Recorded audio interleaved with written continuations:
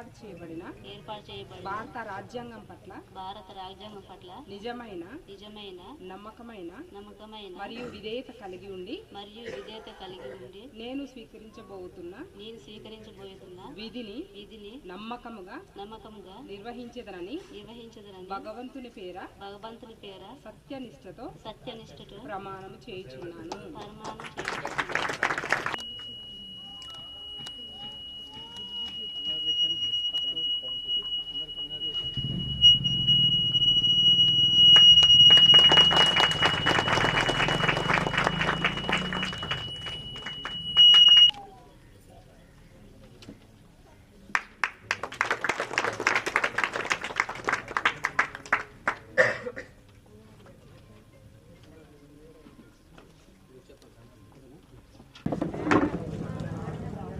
తెలంగాణ రాష్ట్ర వ్యాప్తంగా ప్రతిష్టాత్మకంగా కొనసాగిన గ్రామ పంచాయతీ ఎన్నికల్లో ఘన విజయం సాధించిన సర్పంచులనైతే ఈరోజు రాష్ట్ర వ్యాప్తంగా ప్రమాణ స్వీకార కార్యక్రమాన్ని అయితే చేపట్టడం జరిగింది.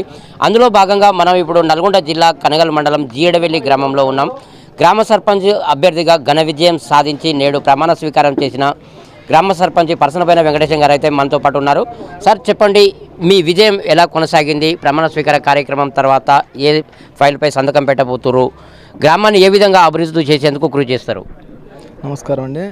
నేను నూతనంగా జీయడవెల్లి గ్రామ పంచాయతీకి ఎన్నికైన సర్పంచ్గా గెలవడం, ఎన్నిక కావడం జరగడం పట్ల చాలా సంతోషంగా ఉన్నది. అదేవిధంగా జీయడవెల్లి గ్రామంలోనే మౌలిక సదుపాయాలకు మొదట ప్రాధాన్యతనిస్తూ ఎక్కడెక్కడ ఎలాంటి డ్రైనేజీలు కానీ, వాటర్ సమస్య కానీ, వీధి లైట్ల ఏర్పాట్లు కానీ ఎలాంటివి ఉన్నాయో వాటికి మొదట ప్రాధాన్యతగా నా వంతు, మా గ్రామ పంచాయతీ వంతు సహాయ సహకారాలను ఎల్లవెల్ల జీయడవెల్లి గ్రామానికి అందుబాటులో ఉండి వారి ప్రజల నిత్యావసరాలను తీర్చడానికి సంసిద్ధంగా నేను పనిచేయడానికి సిద్ధంగా ఉన్నానని చెప్తున్నాను. ఈ ప్రమాణ స్వీకార కార్యక్రమానికి స్పెషల్ ఆఫీసర్గానైతే తహసీల్దార్ గారు అయితే ఉన్నారు.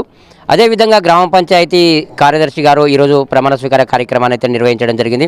సార్ చెప్పండి, ప్రమాణ స్వీకార కార్యక్రమం ఏ విధంగా కొనసాగింది?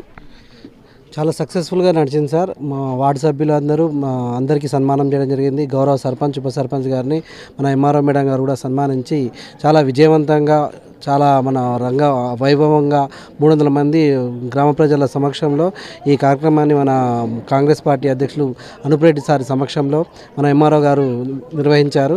అందరూ చాలా హ్యాపీగా వారి యొక్క విజయవంతం చేసుకోవడం జరిగింది. ఇప్పుడు ఈరోజు వాళ్ళకు మొదటి సమావేశం కూడా ఉంటుంది. ఆ సమావేశం అనంతరము ఎజెండా అంశాలు ఏమైనా సర్పంచ్ గారు వాళ్ళు రేపటి నుంచి కార్యక్రమాలు ఏమైనా చేయాలనుకుంటే ఆ ఎజెండా అంశాలను కూడా ఈరోజు గ్రామ పంచాయతీ మీటింగ్లో పొందుపరచడం జరుగుతుంది సార్. అదేవిధంగా మనతో పాటు ఉప సర్పంచ్ గారు ఉన్నారు. సార్ చెప్పండి, మీరు గ్రామ అభివృద్ధిలో సర్పంచ్తో పాటు ఏ విధంగా సహాయ సహకారాలు అందిస్తారు? గ్రామ అభివృద్ధికి ఏ విధంగా కృషి చేస్తారు?